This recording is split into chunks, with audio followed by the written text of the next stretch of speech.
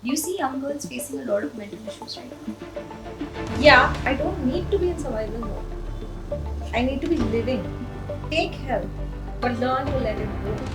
I thought I am doomed. I will not have a professional career, but I just knew I have to do something with my life. Today, a lot of women are struggling to anxiety, depression. A lot of women carry a lot of anger, resentment within themselves, and they are scared to express it out. I have a voice, I have a thought, and I will put it out. Stress tends to irregulate the hormones. As genders, male and females, we have a masculine and a feminine side. What are the bullshits that women keep telling themselves? Internal story is I'm not good enough, I'm not doing enough. And I want to ask all those women out there, what is enough? What is enough?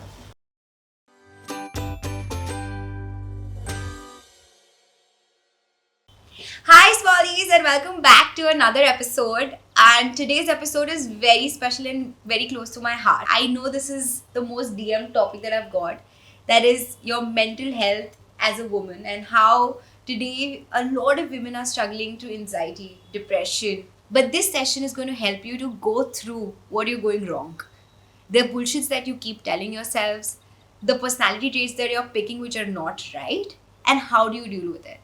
But who better than someone who's taken care of me for so many years? My personal favorite, Pooja Punjabi. Hi, thank you so much for coming on this with Thank me. you for having me. 17 years you've been practicing. Yes. You don't look your age. What is the secret? Good mental health? Good mental health, good physical health, both of them in synchronicity. Yeah. That's the result. That's the result. Yeah. Why are there so many psychologists for women? So this is a women-oriented profession. That's what people feel, which is not true. A lot of males are also approaching this because we need male therapists, we need male psychologists who are going to come and give us their perspective. And sometimes a lot of men feel comfortable talking to a male. Yeah. Okay. So yeah. And then, but don't you feel that women, like, normally women have more empathy, they have more intuition, like that's what I feel, right? That they understand emotions better, and maybe because of that there are more women who are taking this up. So we both, as genders, male and females, we have a masculine and a feminine side. It is yin and yang. Okay. Wow. So it's just that men all over the globe are not tuned into their feminine side. The moment they tune into the feminine side, they are also intuitive. They also have empathy. They also have emotions, and they can emote and express as good as women. Okay. That's So nice. That's really nice, actually. yeah, it's just that women operate more from their feminine side, and that's why they're attuned to that energy, and it's also the conditioning. When you say conditioning, what do you mean? So the environment, our parents, the society expects men to be strong, okay, to hide their emotions, to camouflage them. So ro mat, ladki hai kya? Okay, so that's a very common thing which is slowly fading away. Men are becoming more emotive and expressive. Yet we have a long way to go because the conditioning has been there for a long few decades. It will take a few decades for us to let it go and fade it away. Makes sense. Did you find, like, did the little Pooja or the girl in her teens always knew that she wanted to get in this profession, and how did you discover Not this at side? all. Not at all. Okay, so all my life I've been an average student in school. Okay, and I thought I am doomed. I will not have a professional career, but I just knew I have to do something with my life. I want to walk into an office and sit on that chair and do something meaningful. But then when I reached college, and thanks to my father, because he himself, without doing psychology, he's pretty good at it, at understanding the human mind. And Wow. he was the one who said, this is something that shows future ahead. You can explore this, and that's when I was like, okay, let's try this. And when I did, it came very naturally to me. So it was not like studying. I was not working too much for it. It just came very naturally, and that's when I started scoring well. For the first time, I felt I'm intelligent in something. From an average student, I went into one of the good students, and I was doing pretty well. So that's how psychology, I think, happened to me. I didn't choose it; it chose me. I like that. But tell me this, right? Out of sheer curiosity, are you the eldest child? Yes, I am. I'm the first child. So I have two more siblings, Yeah. a brother and a sister. Sister. So you said, because I picked it up from that statement that you made, that I wanted to do something meaningful and I Yeah. wanted to be there. Is it because you are an eldest child? You know, there's an eldest child, like girl eldest child has always Yeah, been this true. person. There are every child has a certain role they pick up in the family. Hmm. Okay, so one becomes the entertainer of the family. Wow. Okay, so you Hmm. will see that child always laughing, cracking jokes, the life of the party, bringing the family together. One Ah. becomes the scapegoat who automatically takes in the burden and the problems and the pains of the family. Hmm. So if there are more than one children, I'm talking about, which Yeah. was there earlier. Hmm. And one becomes the responsible one who takes up all the accountability. I have to do this, all the responsibilities Yeah. from the parents. So many a times it's seen it's the eldest one who does this, but it's Yeah. not always true. Huh. So that's why I will not put that or the eldest one is only the Yeah. responsible one. Sometimes it's the most youngest one also.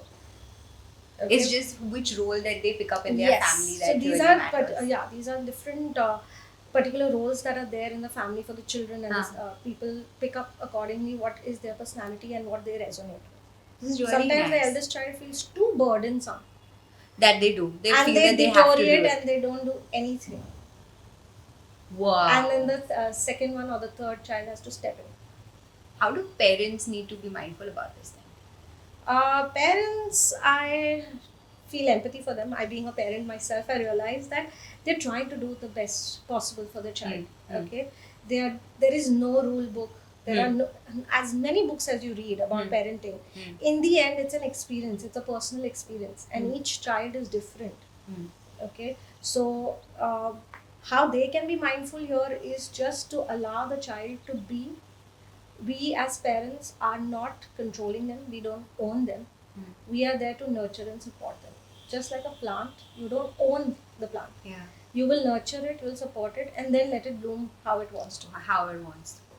But again, in my mind, this question always keeps coming in, and it comes from that point that you said, right? पहले के ज़माने में there used to be so many people that used to stay together as a community, and families were so close. पहले तो ये सब हम सुनते नहीं थे. Today, every school, every person is talking anxiety and depression as there's a song now on anxiety. Right. I mean, There is a movie as well. there's a movie as well, and पहले के ज़माने में तो this was not there, right? How? Like why? No, it was not. I beg to differ. It was not there. The Ah. awareness was not there. So you're telling me people were used to be anxious Yes. and depressed, Yes. but then they were not like पहले के time पे they were not these therapists or someone who was helping, right? Then how did they There deal? were therapists inside the house. So when there was a large community, extended families, one of them would be that sorted person people would seek advice from. Wow. So they were unqualified, but they were therapists. They used to do that job. Got it. So therapy is so. What are these qualities that these people have? Like I'm very As a inquisitive. therapist, Yeah. you need to have a strong logical mind also. People Ah. usually talk about the emotions and the empathy, but as a therapist or a psychologist, to understand the mind, you need to have a logical reasoning as well. You Yeah. have to have an analytical mind and a brain as well. Yeah. So it has to be a balance of the two. Got it. It has to be a balance of the two. And you're the sorted one. If you say so. Yeah, I think you, for me at least, you are. But there are some stats, you know, and I wanted to talk to you about that. And I was reading about women and mental health. And what surprised me was every stat that I was every stat that I was reading, it always said that women are twice women are like twice as likely as men to be affected by unipolar depression, right? Women are twicely as likely than men to be impacted by generalized anxiety, twicely likely to get depression, 10 times more to get affected by eating disorders. There is 70% greater chance that a woman is dealing or get exposed to mental health or problems of getting assaults or something like that. They have more PTSD, they are going through 4 times more affected by depression. So I can go on, and this list is just scaring me. Right? Like with your practice from 17 years, how have you seen this change? Like, women, is this always been the case? So women approach and are more open to therapy. Okay, it Hmm. does not mean that men don't have problems. You're seeing the statistics more highlighted because women are talking about it from a long time. Men have just in the last decades coming out and speaking about it more and more. Got it. Okay, so if you go and check the statistics of assault, of depression, of anxiety, men too have it. I like that. It's just that, why do you think women are more open about it in talking? Because as I said, no conditioning, they're allowed openly to discuss their emotions. Uh-huh. Okay, and female friends encourage that. But male friends, if you will talk about an emotion, क्या पका रहा है, emo बातें कर रहा है, तू बहुत sensitive है, हाँ. they will not allow and entertain this. Even if they are resonating with it and experiencing the same thing, it just makes them very vulnerable, and vulnerability is not allowed. That I completely agree. But with your practice, have you seen the number of women growing with a specific kind of problem that you see? So anxiety is on the top list after COVID. Mm-hmm. Okay, and a lot of issues when it comes to work life and personal life balance. Because women are now out there, they're playing very important roles in their careers. They're ambitious, they're work oriented, so that imbalance creates a lot of disturbance, and at the same time they've not yet stepped out of the complete traditional roles also, so they So have they're to still caregivers. fulfill there. Yeah. So they have to fulfill those roles also, and on top of it the new ones. So the burden of that is causing a lot of disturbances. Yeah. Apart from this, like you said that women are going through anxiety as that's the bigger thing that's coming through. Are there anywhere the hormones are playing a major role in this? Absolutely. And do you Hormones. see that changing over the time? Like nowadays it's picking up. Like I've seen a lot of girls getting PTSD, people suffering from like, what is it called? Periods? PCOD, PCOS, etc. Yeah. Thyroid. Absolutely. So stress tends to irregulate the hormones. Okay, so the more overworked, stressed, tensed you are, the more your hormones will be irregulated, and they will lose their balance. So because we're stepping into more masculine roles. But you said yin and yang, right? So we have both of this. So why can't we? But you are born a woman, no? So I have to keep in touch with my feminine side as well. I'm not saying don't step into the masculine zone, but when you have to step down from it and come back to your being, people lose touch with that. They start owning the masculine role so much that they forget that they need to get in tune with the feminine role. And the same goes for the men also. And do you see this happening with women who are working more, like workaholics or something? Like, is there a categorization we can do? So yeah, extremely ambitious women should be more cautious about the balance between the yin and yang, the masculine and the feminine side. A lot of women who are in very, very important roles, so the CEOs, business owners, entrepreneurs, they also need to constantly, because they are constantly making a lot of decisions. Not that women don't make, but when they step into that role, they're making constant decisions. At the same time, they're taking care of the house. So this constant juggling between the two, that becomes a problem. So what should they do in daily lives too? Because I mean, I'm ambitious as well, and I relate to what you're trying to say because I tend to be that person, but I don't realize that I'm going there, right? Right. Then what are the things that a working woman should keep in mind so that she is in touch with her feminine side? So taking care of yourself, prioritizing yourself. So when I say taking care of yourself, doesn't mean just going to a spa. Okay, it is setting boundaries, learning to say no, being assertive, but at the same time not aggressive. Can you tell me the difference? So assertive is when you put up your point, okay, and even if you get resistance, you're not going with an objective that my point or my opinion will be accepted by the other person, but I have a right to put it out there. I have a voice, I have a thought, and I will put it out there. Aggression is convincing, trying to force your opinion on the other person. कि मैंने बोला है तो ये होना ही चाहिए. Yeah. वो aggression. Yeah. So that approach is very important. And at the same time, self-reflection, introspection, spending time in nature, all these are basics. So we forget the basics. We forget the basics. Yeah. We feel relaxed only when we are going for vacations. Yeah. Bring that experience of those vacations in your everyday life. So give yourself at least 30 minutes in a day, which is not too much. Which is not too much. It's very true. And I think what I'm picking out from here is that it is okay to not do anything for those 30 minutes and just sit by yourself. Absolutely. Absolutely. With this, actually, working women is one kind of a thing that comes in my head, but there are a lot of psychological burdens that women keep feeding themselves, right? True. What are your top two, three that you keep on hearing nowadays? So the perfectionist. The perfectionist. Yes. What is that? This lately is, in your Instagram language, is trending. It's trending, okay. Yes. So perfectionist is basically I want to do right. I want to make the right decisions. So I want to have that kind of control where I plan things to the T. Where I'm constantly anxious about the consequences, which becomes a hindrance in me taking a decision in the present moment. Okay, because I want to take the perfect decision, the right choice, the right decision. But we fail to realize when you're making a choice in the present, you can't predict the future. There's a probability. You can think about the probabilities and the possibilities are there, but you can't predict that this exactly will happen. And it may or may not happen. And out of curiosity, can you give me some examples where women tend to do this? Like, what in is their relationships, okay, choosing the right guy, that becomes an issue. Okay, I have to make the perfect decision for life so that I don't regret and I don't land up taking a divorce. Okay, but that's not true.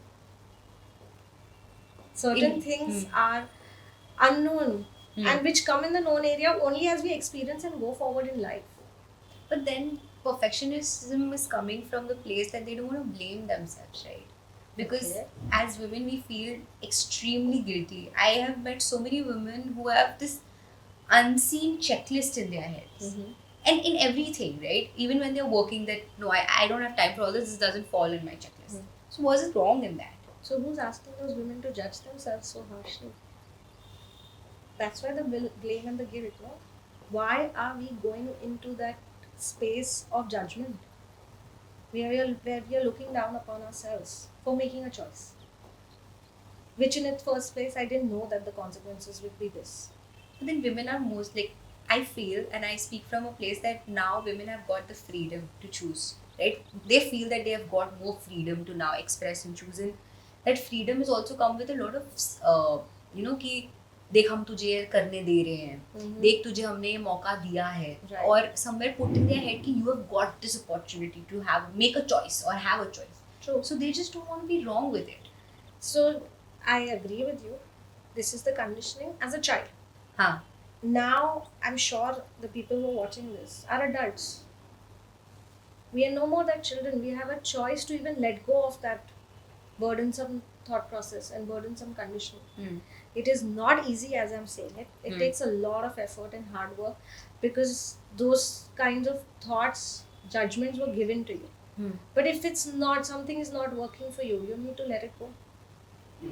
If you don't fit into certain clothes, you don't keep wearing them. Yeah, that's true. You don't wear your school uniform to your job, right? No, I don't. So there we are able to identify when it's time to let go. Yeah. Here also we should learn how to identify and if required take help, but learn to let it go. Got it. What is the next one? So the next one could be the strong woman trap.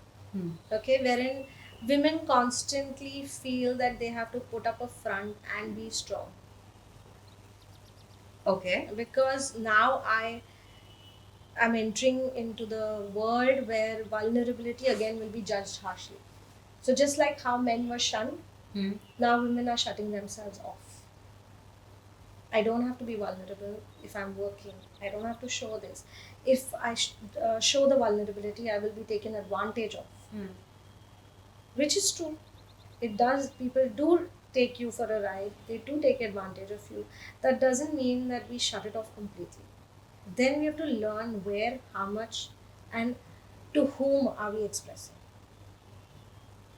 No, I relate to this as well because in workplace, we tend to start speaking the male language, or we tend to Absolutely. behave in a certain way where, I cannot empathize, because then I'm being taken that, yeah, ye kya, matlab, why is she thinking about emotions over work? On. And the third one that you were saying? The silent rage. So basically, a lot of women carry a lot of anger, resentment within themselves, and they are scared to express it out because then they fall into the aggression zone, which is not healthy, which is not even taken in the right way by the society. Okay, so they keep suppressing it. Sometimes they're not even aware. So they're constantly doing, sacrificing, compromising. I understand we have to be flexible, we have to adapt. But as I said, we have to learn to draw the boundaries. So the rage towards the other person is less, and the rage towards themselves is more, because they've not been able to say no. They've not been Wow. able to put the boundaries when they were required. That's a very nice way to put up. But all this is coming from that person who's learned over time from their household, right? True. Yes. So what would be the three things that you would tell a mother of children, right, to do the right way? Give them a space where they can openly talk about their emotions. Very, very important. Okay. Encourage them to talk about their emotions. Don't shut it off. Even if you, as a parent, don't know how to deal with it, it's okay. As I said, we can't be prepared to deal with everything as parents. It's alright for the child to express and for you not to have an answer. Okay? Even if you don't have an answer, let the child get that space. Then maybe read up, take advice, you go for therapy, understand, come back, and then talk to your child. Beautiful. And reopen the topic. But then parents want to have an answer right then at that moment. No, we can't. There are certain things that the parent also has to process. That's so true. That's so well said. And we spoke about childhood and everything. Nowadays, I feel these young girls, like when I was in school, nobody used to say the word anxiety or depression, because it was obviously people were going through it, but people were so much more focused. It was not a thing that people used to speak so out loud like Right. today. Do you see young girls facing a lot of mental issues right now? Yeah, and they are talking about it, which is good. Which is Okay. good. I'm glad because they are aware of their emotions and they're willing to take charge of it at a younger age. What are these problems that they're dealing with? So, as earlier also, there was peer pressure, there was bullying, there was body image issues. All of this comes back to, it brings about emotions of fear, judgment, it brings about feelings of anxiousness, feelings of low self esteem, low self worth. So, this has been going on for a long time. It's just that today's teens are willing to talk about it. Having said that, sometimes it is also used in a way to get out of trouble. Yeah, it's getting misused as well. Yes. Sometimes. Yeah. So Makes sense. everything has its pros and cons. This as well has its own pros and cons. Makes sense. This is my favorite question. And I want to know this because it'll be like a self reflection of sorts. I hope not. What are the bullshits that women keep telling themselves? Oh, very easy. I need to be perfect at Okay. everything that I do. I need to make the right choices. I cannot fail. I am expected to play the roles. Okay. So I will do it. And I need to keep going no matter what I am feeling from within. These are what I can think on top of my head. If you had to pin all of this through one or two reasons why they keep on telling themselves of this bullshit, and how, and why is it not, why is it a bullshit? What would it be? It's because they're telling themselves I'm not good enough. Okay. Okay, the internal story is I'm not good enough. I'm not doing enough. And I want to ask all those women out there, what is enough? What is enough? Who's put a criteria? What is the definition? Okay. Again, it is something either the society is expecting, has put the rules, or you have put your own standards out there. But what's wrong with that? Standards are good. Society norms, society just tells you or challenges you that this is the best that is out there. So achieve it. Yeah, but then when it should come from a space of that I am enough. But then if you tell yourself that you're enough, how will you fight to get where you want to be? Why do I need to be fighting to get where I want to be? Constantly living in that fight mode. So yeah, that is one of the most important things. Women are constantly in the fight mode. They're switching into their survival mode. That's why exhaustion, mental exhaustion, emotional exhaustion, breakdowns, a lot, as you said, hormonal issues. That's because survival mode. I don't need to be in survival mode. I need to be living. I like that. And do you really think that this side of them, the I'm not good enough, I can see how it can affect your career choices. Absolutely. I can see how it can affect how you are at a workplace. What about their relationships? Even there it impacts a lot because constantly they're giving in the relationship and they're still feeling I'm not good enough. It's not that they're not receiving, it's just that they're not focusing on the receiving. So constantly women, I'm not saying men are not doing it, but constantly women complain that I'm doing everything in the relationship. You're feeling that because you're so focused in doing constantly. So when the partner is doing it for you, you're not receiving it because you're so consumed by your own doing. You don't even take a pause when you're receiving. You immediately want to give him back. But पहले के ज़माने में there were so many women who had the patience to give in a relationship. They used to start with, they used to start from scratch with the person, wanting to travel the journey, grow with each other. I meet my girlfriends today and they're like, no, this is where I am, this is what I want, and I don't want to get married early till I don't find the person. Why do you think like relationships now have become like, I don't know, women have changed in that space? So there are two extremes, okay? So there are these women you're describing, and there are also women who are getting married early. Yeah, there are so many women who are getting married early. What's going on? See, the more older you get, the less your adaptability is. Because you've already had a fixed mindset now. Okay? And then you don't want to change because then you have to change from the core. And the older you get, you see your senior citizens, our grandparents, some of them will easily flow because their adaptability is very high. They are willing to explore the modern world and be flexible. Some of them do not want to, and the basic you'll be like, अरे ये सिर्फ red button दबाना है phone पे उठाने के लिए या सिर्फ सेंड करना है तो नहीं मुझसे नहीं हो रहा है आप करके. It's not that they're not intelligent. It's just that now I don't want to be flexible because I've given that narrative to myself that this is what I want. But isn't that a good thing that now women know what they want? Yeah, it is good to know what you want, but every time what you want will not be there available. So you wait till it's available. So if I'm hungry today and that ingredient is not available, you're saying I should stop. I can adapt a little. No? And then maybe with that person, create that. No? Again, what you're describing is, I want that perfect guy. Yeah. Yeah. But you have to be a perfect girl for it. Are you?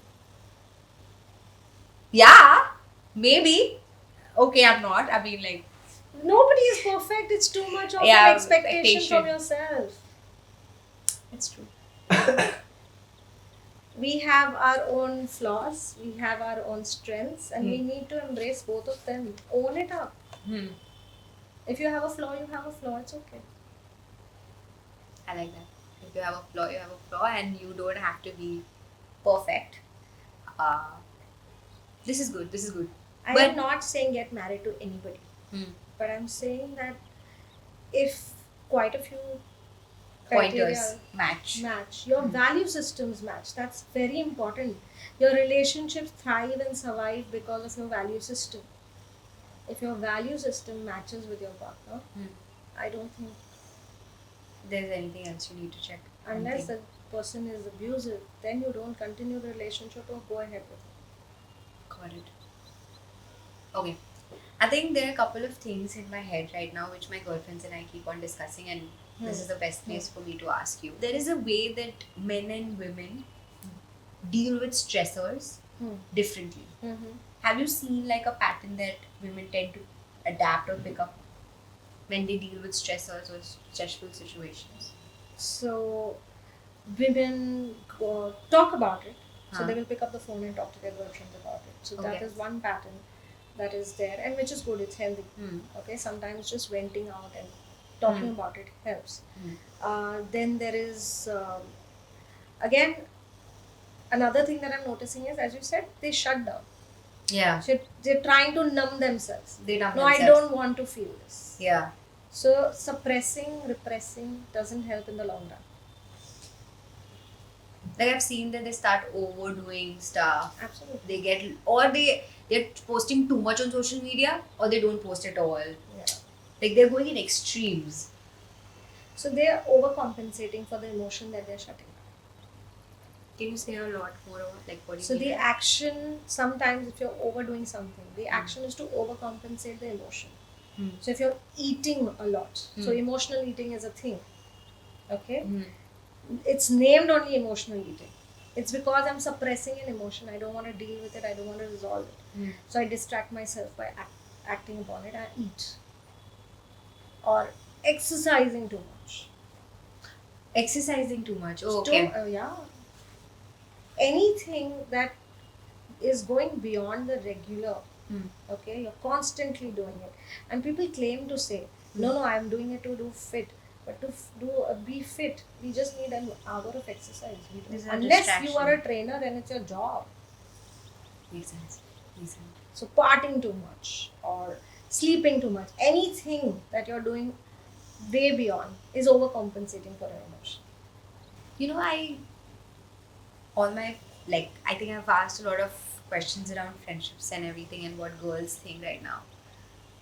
But there's one thing that keeps on coming in my head is that a lot of girls end up becoming like their mothers, or they start seeing resemblances, that the way, of course, we are genetically linked to them in some form. Right. Are we only genetically linked to them, or is there any kind of other linkages that you feel that we have when we, because I've seen this, like, I don't know if it's happened, my nanny and my mom have had a very similar teen and preteen and their 20s, very similar. And I see a little bit of pattern with me as well. Do you think that happens? Or Yeah, it's just so- my head? No, so obviously genetically we are related to each other. We share the same genes. We are energetically also connected. What do you mean by that? So everything is energy, basic science. Ah. Okay. When your nani was carrying your mother, you were also in your mother's womb at that time. Okay. So your nani was also carrying you. So when a female is being carried by a woman, okay, a female fetus, you're developing the organs, no? So the uterus, the ovaries are developing. Yeah. So you were already in your nani's womb. Okay. So also, having said that, also we have a cellular memory. Our cells carry memory. Okay. So sometimes it's seen that the traumas that your ancestors experience, they get carried forward into the generations. So you may not have experienced things like partition or maybe a war, but if your ancestors have experienced it, that kind of fear, if they have experienced something very personal, it could be a probability that something that is happening in your life would be an energetic block that you're carrying because of a loyalty to the family, because of the belonging to the family. Okay, the cellular structure changes when somebody is experiencing an intense emotion, and when that cellular structure changes, that gets passed on in the genes to the next generation. Then how do you identify this? Like, how do I identify what is got So passed it may to be me? lying dormant, but if you're seeing constant patterns in your life, patterns with relationships, so if you're having failed relationships, or if you're noticing certain kind of people constantly coming into your life, or you have issues with money, or you are facing constant patterns with your career, your health, it could also be belonging to the family tree. these lie dormant, Hmm. and sometimes a certain experience triggers it and it starts reflecting in your real time life as well. And then how do you deal, like how do you can't go back in your ancestors and deal Right. with it, right? Like you can't tell your nani not to behave in a certain way. Right. So there is a therapeutic model that Hmm. we focus on. It's called family constellation, Hmm. which helps us identify and go back to the roots where the problem generated and originated from. Wow. Okay, and when we address that, we resolve that, it moves and shifts the energy for the entire family system. So you just don't free yourself, you free your ancestors also. And 1 minute, there's a movie on this, right? Right. Yeah. So there's a movie on Netflix called as Another Self. It's a series. Huh. You can go watch it. And I also do it in my clinic, Hmm. where I call in people. We have group sessions happening there. We have individual sessions happening there. Wow. It sounds, it's just like you, I think it's a good way to connect with and understand the other person also, what they must have gone through, so that you can Right. empathize better. This is interesting. Okay, last question. Mental health wise, what would you want your younger self to be told? It's okay to say no. Okay. When you don't want to do it, say you don't want to do it. Hmm. Don't do it and then sulk inside or be angry about it, because it constantly keeps you in a state of resentment and the other person doesn't know you're resenting them. Hmm. Okay, so it's okay to say no. Hmm. Have healthy boundaries even with your loved ones. Hmm. Okay, and lastly, you are enough. You're doing enough. You are enough. You're enough. I think today's takeaway is that every person, especially girls out there who are watching this, you are enough. You are at your own path, at your own pace, and you're going to attract the right energies when you're going to connect to the right energies with it. So, with that note, thank you so much. Thank you for having me. And I will see you guys soon.